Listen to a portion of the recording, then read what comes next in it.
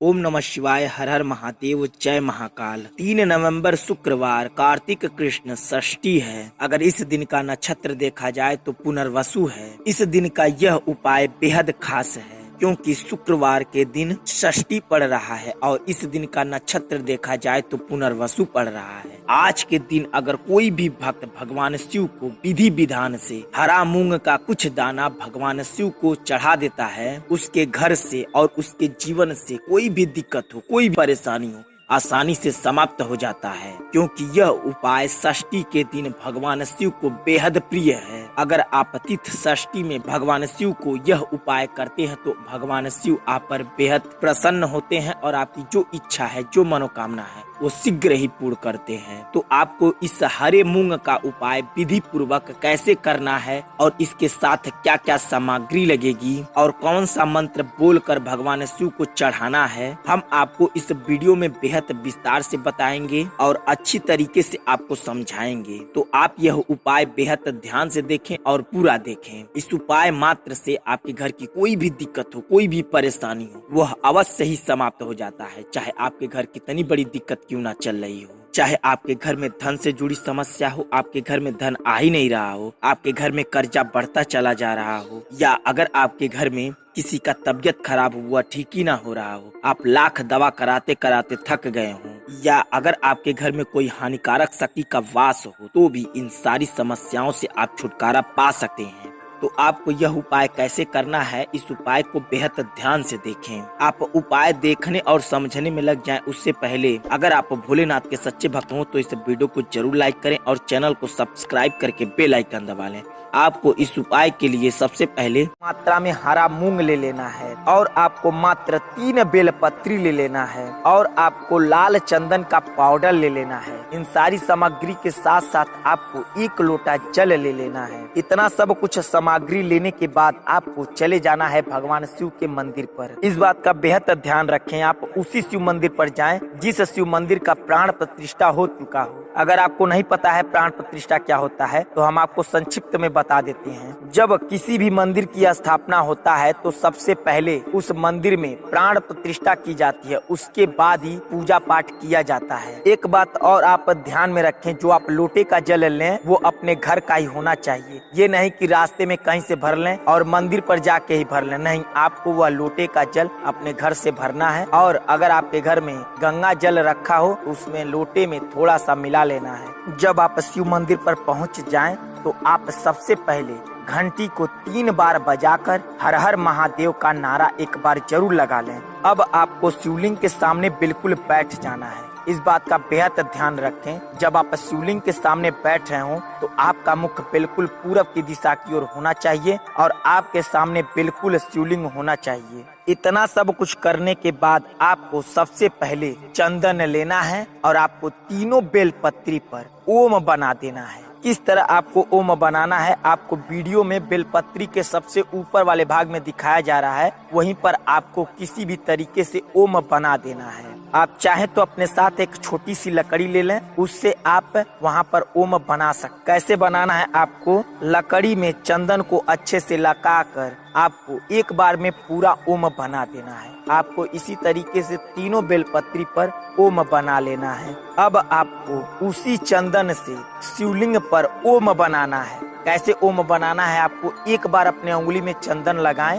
और पूरा ओम शिवलिंग पर बना दें। कम से कम आपको 11 बार ओम बनाना है। इस बात का बेहद ध्यान रखें, जब आप शिवलिंग पर ओम बना रहे हो तो आपके मन में और कोई भी भावना नहीं चलनी चाहिए, बस आपके मन में ओम की धुन गूंजनी चाहिए। इतना सब कुछ करने के बाद अब आपको तीनों बेलपत्री लेना है और एक बेलपत्री अपने हाथों के बीच में रखकर हाथ जोड़कर 11 बार ओम नमः शिवाय का जाप करते हुए आपको एक बेलपत्री शिवलिंग के ऊपर रख देना है। फिर दूसरी बेलपत्री लेना है, अपने दोनों हाथों के बीच में रखकर 11 बार ओम नमः शिवाय का जाप करते हुए आपको अशोक सुंदरी की जगह रख देना है। फिर आपको तीसरी बेलपत्री लेना है, अपने दोनों हाथों के बीच में रखकर 11 बार ओम नमः शिवाय का जाप करते हुए आपको जलधारी के बिल्कुल सीधाई पर रख देना है। अब आपको थोड़ा सा मूंग अपने हथेली पर रखकर आपको दोनों हाथों को बंद करके कम से कम 21 बार ओम नमः शिवाय का जाप करना है।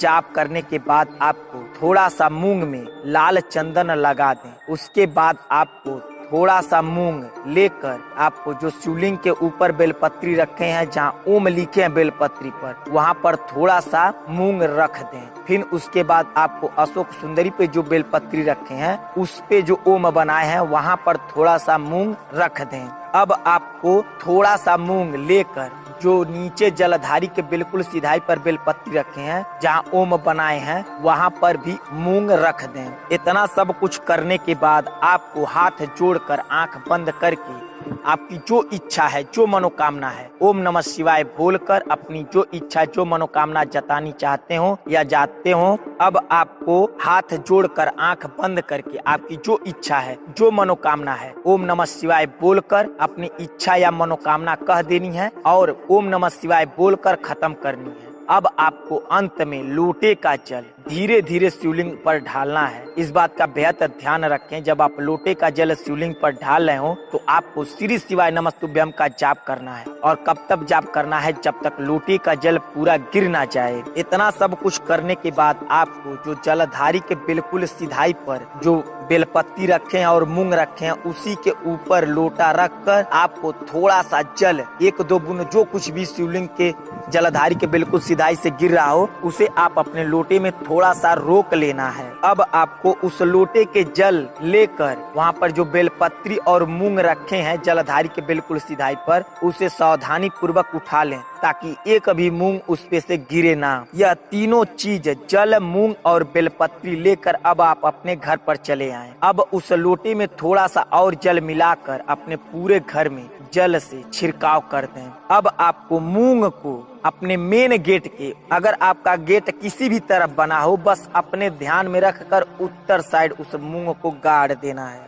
और उस बेलपत्री को जहाँ कहीं भी अपने घर में पूजा पाठ करते हो, उस बेलपत्री को रख देना है। अब आपको ठीक उसी शाम उसी शिव मंदिर पर जाना है जिस शिव मंदिर पर आप पूजा पाठ किए हो। और कब जाना है? जब सूर्य देवता डूब जाते हैं और जो लालिमा छाई रहती है, उसी समय आपको एक दिया और वही लाल चंदन थोड़ा सा और ले लें और लेकर चले जाएं। और आपको एक बाती और थोड़ा सा तिल का तेल लेकर चले जाना है। आप जैसे ही शिव मंदिर पर जाएं, वहां पर ठीक जिस प्रकार आप सुबह में चंदन से ओम बनाए थे, उसी प्रकार आप शिवलिंग पर ओम बना दें और 11 बार अब भी आपको शाम को भी ओम बनाना है। अब आपको वहां पर एक दीपक जलाना है। दीपक जलाकर आपको उस दीपक का आंच लेकर आंख बंद करके आपकी जो इच्छा है, जो मनोकामना है, कहकर आपको चले आना है अपने घर पर। अब आपका यह उपाय पूर्ण होगा और आपकी जो इच्छा है, जो मनोकामना है, वह शीघ्र और अवश्य पूर्ण होगा। अगर आपको यह उपाय समझ में आ गया हो तो कमेंट बॉक्स में श्री शिवाय नमस्तुभ्यम जरूर लिखें। अगर नहीं समझ में आया हो तो कमेंट बॉक्स में पूछ सकते हैं, हम आपको वहाँ भी बताने की पूरी कोशिश करेंगे। चलिए मिलते हैं आपसे अगली वीडियो में, तब तक के लिए श्री शिवाय नमस्तुभ्यम। हर हर महादेव।